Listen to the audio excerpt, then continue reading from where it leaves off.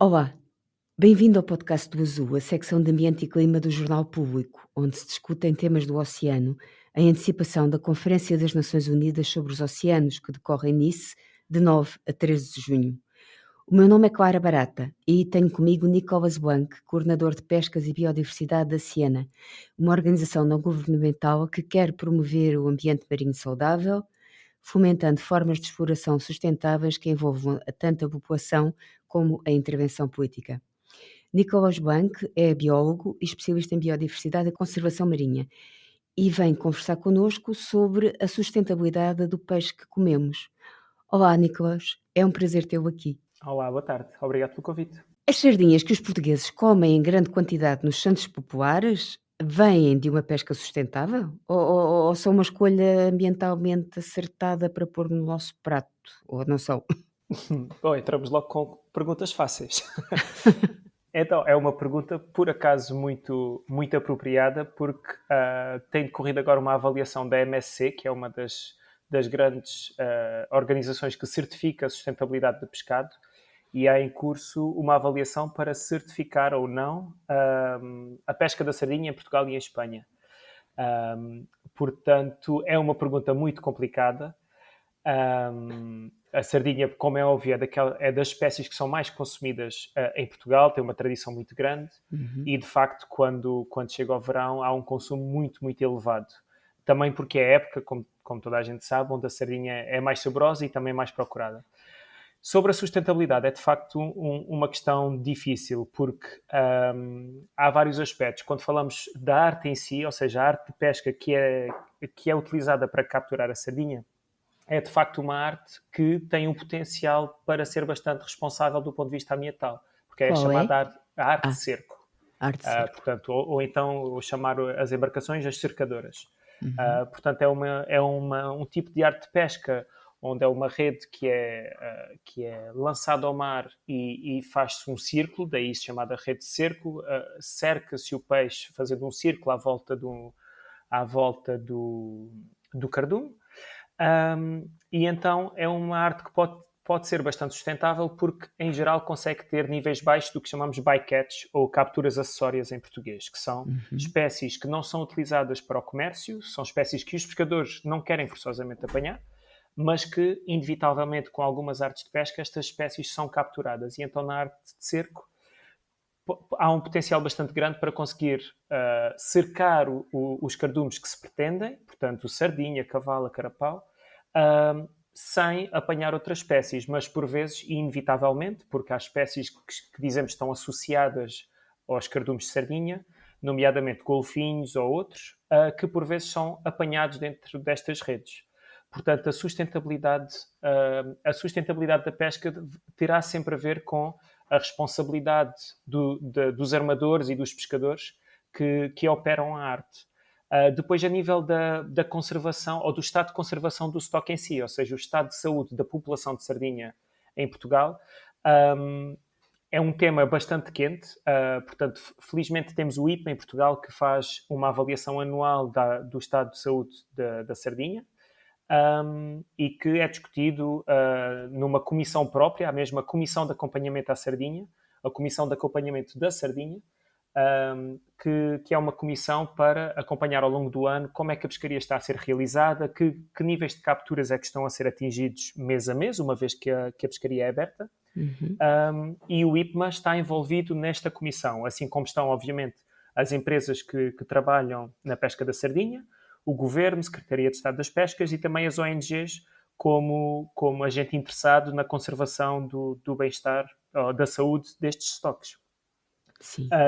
Dito isto, tem havido, felizmente, um aumento da população de sardinha. Portanto, as pessoas poderão se lembrar que há alguns anos houve um crash, um declínio bastante acentuado da população de sardinha, o que fez com que tivesse de haver cortes nas cotas bastante agressivos, bastante sérios, digamos assim, o que causou bastante consternação nos pescadores, ou em alguns pescadores que pensavam ou que achavam que não eram necessários cortes tão altos, mas de facto esses cortes são sem dúvida um dos fatores que ajudaram que hoje a população está mais saudável. Se já está mesmo no nível que permita voltar às capturas de antigamente, não sei responder, Felizmente temos o IPMA a trabalhar nessa questão e que anualmente nos providencia, digo-nos, à sociedade portuguesa e aos decisores políticos, com informação científica para analisar o estado do stock.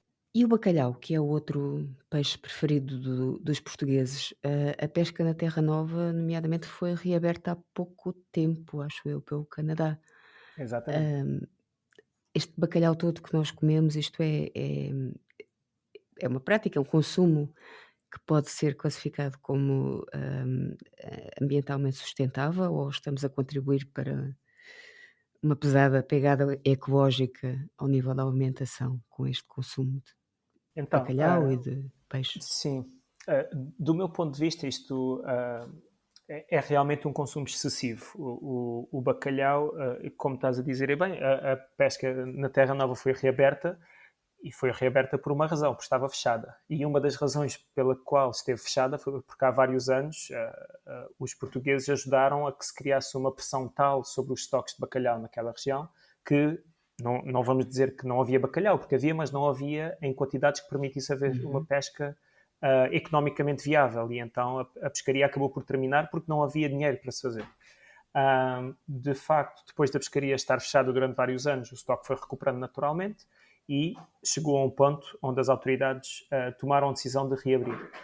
Sobre o consumo de Portugal em específico, como toda a gente sabe, o bacalhau é uma das bases alimentares da nossa gastronomia. Sim. Um, é, é engraçado porque nós chamamos ao bacalhau uma espécie que é tradicional dos nossos pratos, mas como muitas outras coisas nem sempre foi assim e é uma espécie que é relativamente recente na gastronomia portuguesa. Quando se deu um bocado a industrialização da pescaria e começámos a poder viajar para mais longe com técnicas de pesca mais avançadas, realmente começámos a pescar quantidades muito elevadas desta espécie e o nosso consumo foi aumentando de forma análoga a estas capturas maiores, ao ponto de hoje em dia o bacalhau representar quase 1/3 do pescado que consumimos em Portugal.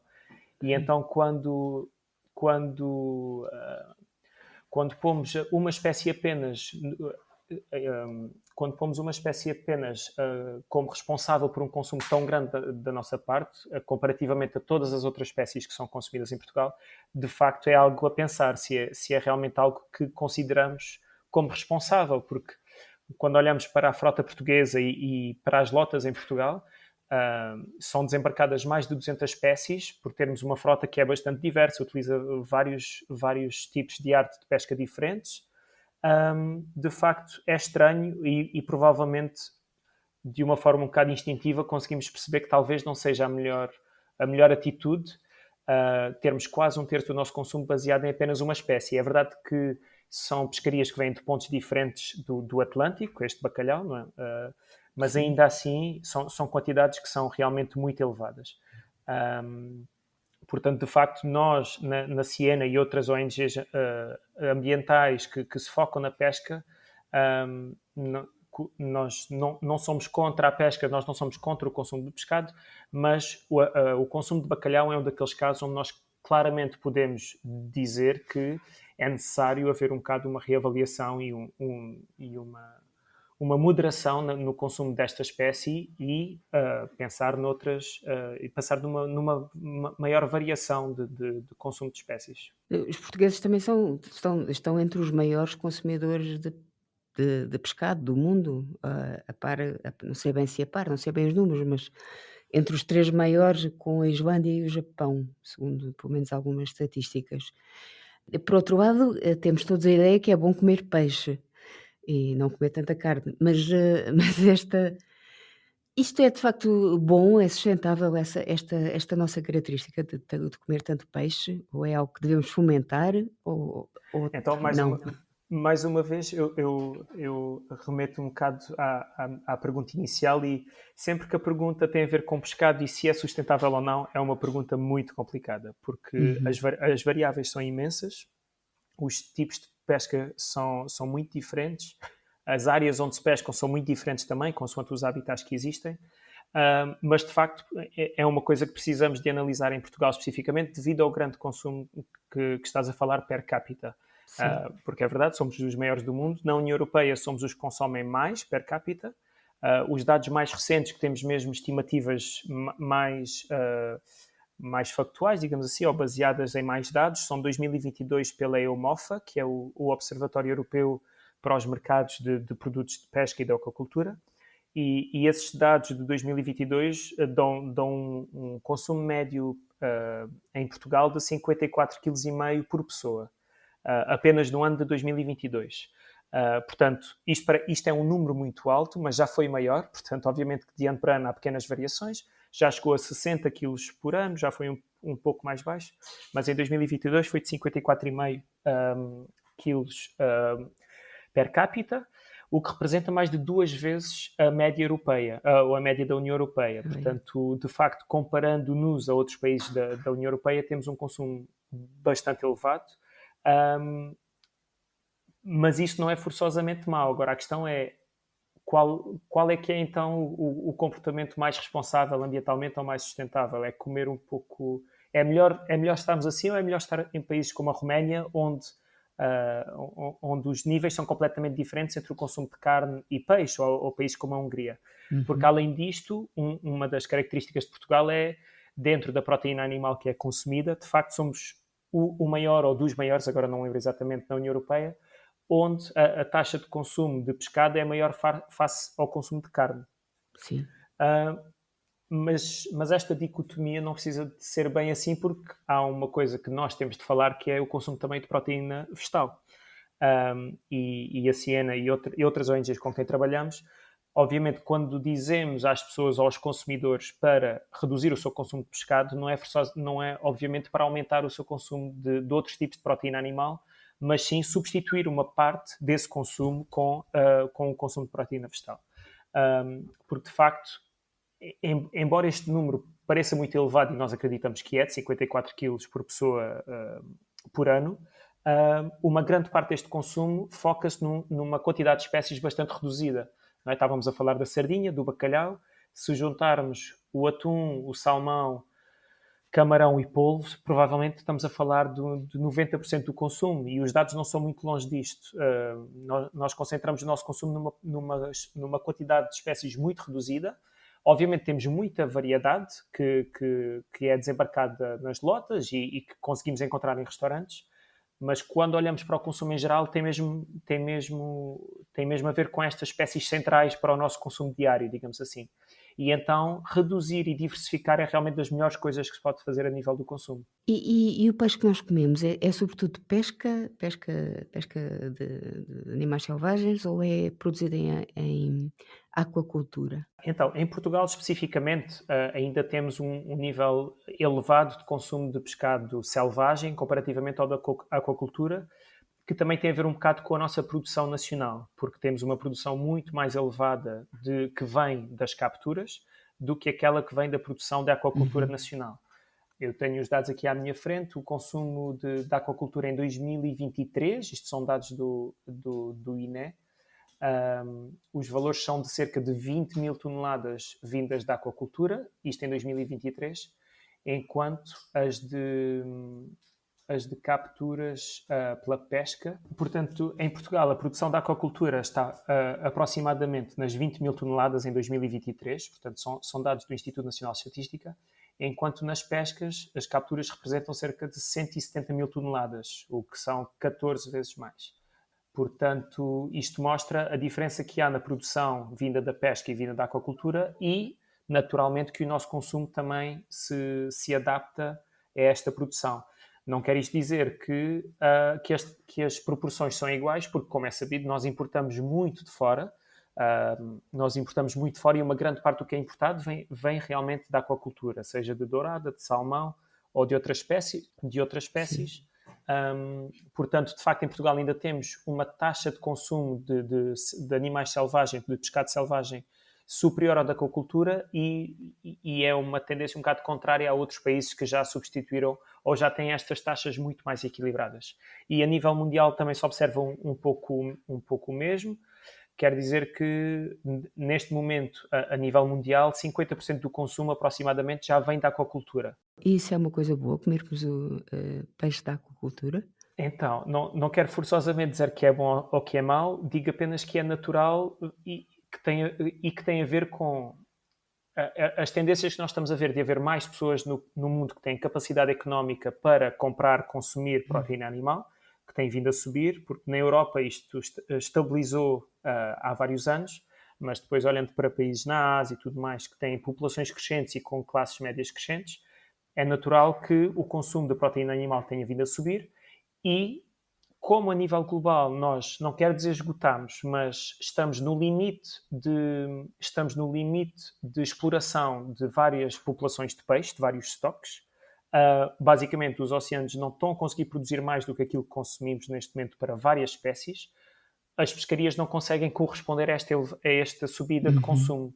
Portanto, nós tivemos de aumentar de forma bastante significativa a produção aquícola para corresponder a este aumento de consumo.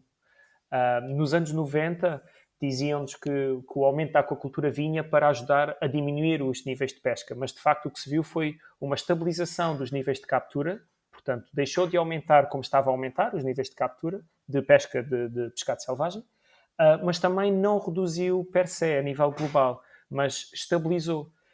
No entanto, o nosso consumo continua a subir e então para colmatar esta necessidade que vinha pelo aumento de consumo, foi necessário investir cada vez mais na produção da aquacultura.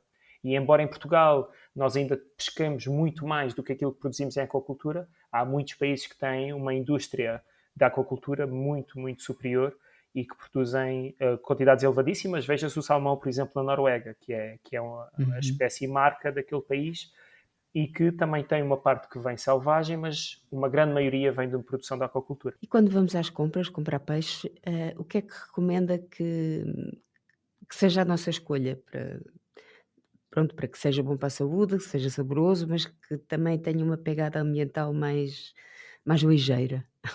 Pronto, essa é a pergunta, certo? E Sim, é o que muitas pessoas nos perguntam, porque, e ainda bem, porque quer dizer que querem consumir de uma forma mais responsável, mais ética, e como todas as perguntas no que diz respeito ao consumo de pescado, não é uma resposta fácil. fácil. Um, Agora, vivendo num país como Portugal, que tem uma costa bastante grande, e que, como eu disse antes, desembarcamos tantas espécies diferentes nas lotas, nós temos o privilégio quase de poder uh, comprar produtos locais e procurar produtos que vêm do que se chama a pesca de pequena escala, portanto, de embarcações menores.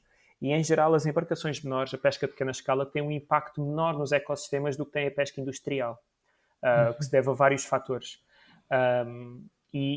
Obviamente, que uma pessoa pode pensar, ok, um barco ou uma embarcação maior de 50 metros, 100 metros, como existem, é natural que façam mais danos aos ecossistemas marinhos, mas também vão capturar muito mais que uma embarcação de pesca de pequena escala, que consideramos até aos 12 metros de comprimento. Claro que sim, o problema é que quando olhamos mesmo quilo por quilo, ou seja, um quilo de pescado que é capturado por uma embarcação industrial versus um quilo de pescado que vem de uma embarcação de pequena escala, as embarcações de pequena escala vão empregar mais gente por quilo, Uhum. vão emitir menos emissões de carbono por quilo, portanto, não vão ser tão poluentes como a pesca industrial. Um, e estas embarcações, ou estas empresas, estas pessoas que dependem da pequena pesca e que trabalham na pequena pesca, geralmente, sim, efetivamente, recebem menos subsídios, menos apoios e têm direito a menos cotas do que a pesca industrial. Portanto, de facto, enquanto consumidores, nós apoiamos bastante as pessoas a tentar procurar pescado que venha da pesca local, das embarcações de pequena pesca, e depois no que tem a ver com as artes, que é uma questão mais complexa, obviamente, que procurem artes que sejam mais seletivas. Quando falamos de seletivas, tem a ver com aquele bycatch que estávamos a falar no Sim. início da conversa. Portanto, artes que vão capturar uma maior percentagem das espécies que se quer realmente capturar. E aqui falamos na seletividade das artes, e é complicado porque são várias, e é natural que os consumidores não vão ter esta informação em mente sempre, mas há aquelas artes mais seletivas, como por exemplo o saltivara, que é provavelmente a arte mais seletiva que temos em Portugal, que se pratica nos Açores para a pesca de pequenos atuns. que é muito o atum que vai para conservas, por exemplo. Não quer dizer que todo o atum das conservas seja capturado assim, mas isto normalmente está Sim. identificado nas latas, como algumas embarcações de cerco que são muito seletivas. Por outro lado, temos no outro espectro das pescarias que acontecem em Portugal e na União Europeia, a pesca de arrasto de fundo, que é de facto aquela menos seletiva. Em Portugal é principalmente utilizada para a pesca de camarão e de gamba, de lagostins também. Sim. Mas de facto apanha muitas outras espécies, porque estamos a falar de redes muito grandes que não são depositadas, são arrastadas pela embarcação. E as redes tocam no fundo marinho, têm mesmo pesos para que apanhe tudo o que esteja perto do fundo marinho, para apanhar estas espécies que eu referi. No entanto, também apanha muitas outras que não são guardadas a bordo nem desembarcadas em terra e são atiradas a bordo afora, literalmente. E eu já tive a oportunidade, através de um projeto científico, de estar a bordo de uma destas embarcações durante várias semanas e, de facto, a destruição que causa no fundo marinho é enorme, porque apanha não só espécies que não quer capturar, que os pescadores não querem capturar nem podem vender, como também causa um impacto físico nos habitats do fundo marinho. E então não tem só esse impacto direto, como também tem um impacto indireto, que é esse solo, esse sedimento, uma vez é quase lavrado, digamos assim, Sim. também vai reduzir a capacidade destes sedimentos de absorverem carbono. E com os problemas todos que sabemos do oceano de nos ajudar a reduzir a quantidade de carbono que há na atmosfera e que está a aumentar a acidificação do oceano, esta redução da capacidade do sedimento de absorver carbono está a ajudar a acumular o carbono que está na coluna d'água e, por sua vez, a acelerar a acidificação do oceano. Do oceano. Portanto, de facto, estas artes de pesca, para as pessoas que estão disponíveis para aprender um bocadinho mais, para depois verem o tipo de arte com a qual o pescado é capturado, é uma das grandes diferenças que estão na escolha dos consumidores. Eu pergunto só, pronto, se formos ao mercado, se calhar é mais fácil, mas se formos, partindo do princípio que se calhar a maior parte dos portugueses compra o peixe, quer fresco, quer congelado, num supermercado, é possível saber a origem do peixe, como foi pescado e fazer essa escolha? Então, é possível na maioria dos locais, sim. Há aquela questão de, para o peixe fresco, tem de haver identificação da área de pesca, se bem que são áreas relativamente grandes, portanto, não é tirada muita informação daí. E deve haver também a arte de pesca, que aí sim é mais fácil ver se a arte é mais ou menos seletiva. Nunca vai ser perfeita, e daí nunca se poder dizer que é realmente sustentável apenas pelo tipo de pescaria, porque vai depender de como a pescaria é realizada. Vai depender da sensibilidade e do respeito dos armadores e dos pescadores para realizar a pescaria de forma mais responsável do ponto de vista Uhum. ambiental. Nos produtos congelados, embalados e tudo mais, de facto, encontra-se bastante informação. Alguns podem ter certificado, outros não, mas geralmente a área de pesca e a arte de pesca deve vir sinalizada. Agora, isto leva-nos a outro problema, que é o chamado, em inglês, mislabeling, ou Pois. rotulagem enganosa, rotulagem errada, e há bastantes estudos que mostram que, infelizmente, isto é uma prática que existe. Não queremos dizer que é sempre propositado, pode haver simplesmente erros que acontecem, mas de facto é um problema bastante significativo. E houve um estudo, bom, relativamente recente, em 2015, pelas universidades do Porto e de Cardiff, que analisaram a precisão de rotulagem de produtos de pescado em cinco cadeias de supermercados em Portugal, utilizando amostras ADN. E os resultados indicaram que aproximadamente 19% das amostras analisadas estavam incorretamente rotuladas. 19%. Bem, é Um, muito.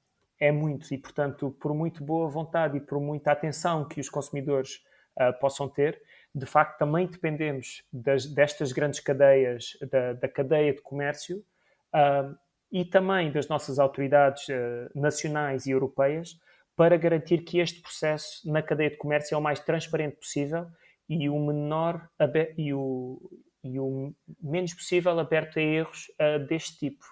Um, e outro pequeno estudo, por exemplo, em Bruxelas, em restaurantes, uma investigação pela ONG Oceana, também em 2015, isto nos restaurantes, revelou que 30% Uhum. dos pratos de pescado não correspondiam à espécie indicada no menu, na ementa. Bem, Uh, Portanto, isto é um problema sério. Nós, obviamente, queremos acreditar no que estamos a comprar e queremos acreditar que a informação é verdadeira, mas há indícios bastante claros que é necessário um maior investimento por parte das autoridades para garantir que a informação chega ao consumidor de forma transparente e verdadeira. Felizmente, aqui já passando um bocado para a parte de legislação, porque sendo o Estado-membro da União Europeia, Portugal tem obrigações e faz parte, e sobretudo nestas questões ambientais. Foi aprovado o chamado Regulamento de Controlo das Pescas da União Europeia, que vem aumentar a quantidade de obrigações que existem, tanto a nível da pesca como a nível da cadeia de comércio. E, portanto, queremos esperar que estas novas obrigações, que vão ser implementadas faseadamente até 2030, venham realmente ajudar a que estes erros, a que esta má rotulagem seja diminuída de forma séria. E eu perguntava já, concretamente na Conferência do Oceano, em Nice, quais serão os temas mais importantes relacionados com as pescas que vão estar ali em discussão? Sim, eu vou-me focar em dois. Há um que tem vindo a ser discutido cada vez mais, que toca um bocado nos pontos que eu falei antes, que tem realmente a ver com a fraca representação que os pescadores de pequena escala têm no momento da decisão política.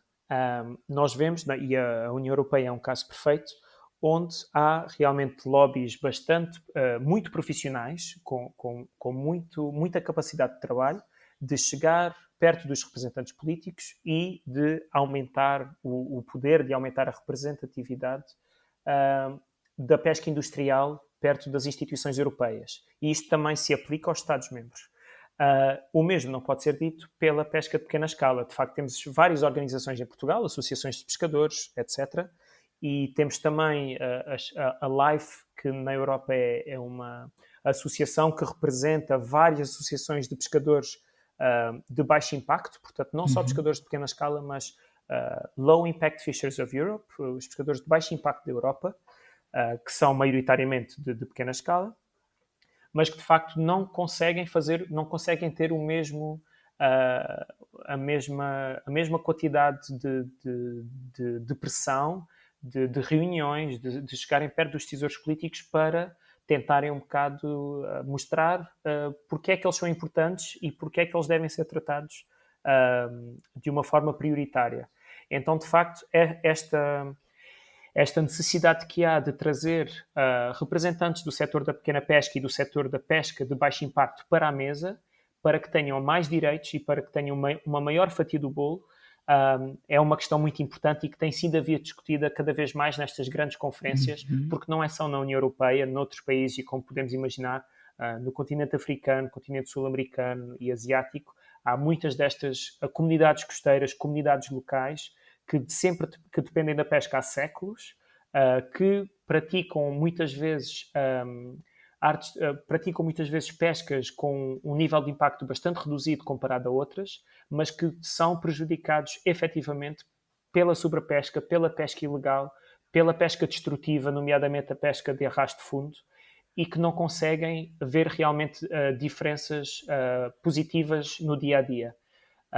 E é por isso que muitas ONGs ambientais estão também do lado destas associações e deste movimento que tenta dar mais força e mais apoio a estas comunidades costeiras e locais.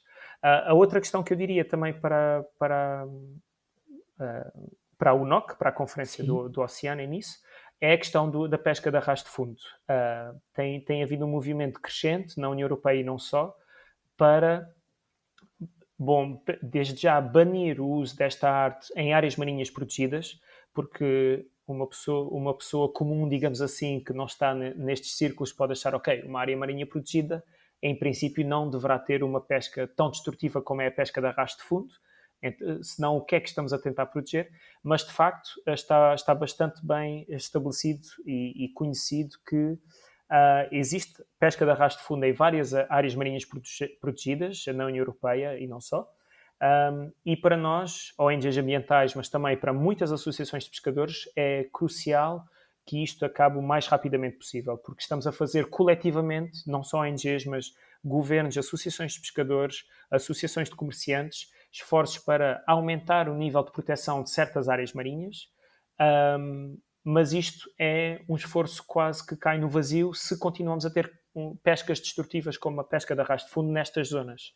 E então, de uma primeira fase, fechar estas zonas realmente a este tipo de pesca é crucial e depois Uhum. faseadamente reduzir as áreas onde estas artes podem pescar, porque, como eu disse, são pescas altamente destrutivas, muitas vezes, e isto eu já vi à minha frente, portanto, não é um dado que eu fui buscar a um artigo, foi mesmo para um trabalho científico em que eu ajudei. Para 1 quilo de pescado que depois é vendido, são deitados fora 20 quilos de outras espécies que vão maioritariamente já mortas. Poderíamos pensar, ok, mas sobrevivem? Muitas vezes não, porque são várias horas que estes animais passam na rede a ser arrastados, até que a rede seja trazida de volta para a embarcação. Portanto, aí, obviamente, muitos destes animais morrem nesse stress e nessa falta de oxigênio. E depois ainda há o tempo em que o pescado está na embarcação e os pescadores precisam, obviamente, de algum tempo para separar os animais e decidir aqueles que eles querem guardar na arca frigorífica para depois trazer para a terra e aqueles que não têm interesse comercial ou que eles não podem simplesmente trazer para a terra e são atirados borda fora. Portanto, há apenas algumas espécies que conseguem sobreviver ou que conseguem ter taxas de sobrevivência elevadas com este stress todo. Uma grande maioria acaba por morrer neste processo. Que é horrível isso, essas contas são assustadoras. Mas muito obrigada por vir conversar connosco, Nicholas Blanc. Foi um prazer. Muito obrigado pela oportunidade e bom trabalho. Este foi um dos podcasts do Azul de uma série sobre os oceanos. O público vai acompanhar a Conferência dos Oceanos em Nice com o repórter Nicolau Ferreira. Até breve. O público fica no ouvido.